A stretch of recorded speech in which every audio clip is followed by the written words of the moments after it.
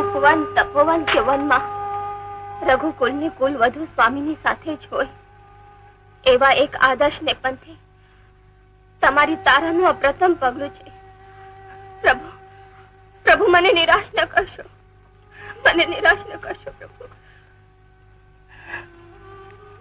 તારા સ્વામી, અવધના પ્રજાજનો, આજથી તમારા રાજા ઋષિ વિશ્વામિત્ર છે.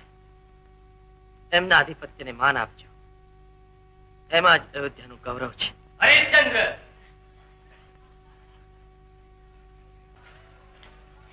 વાહ સત્યવાદી, પ્રજામાં વિદ્રોહની આંખ અડગાવીને જવું છે? મુનિ, નહીં.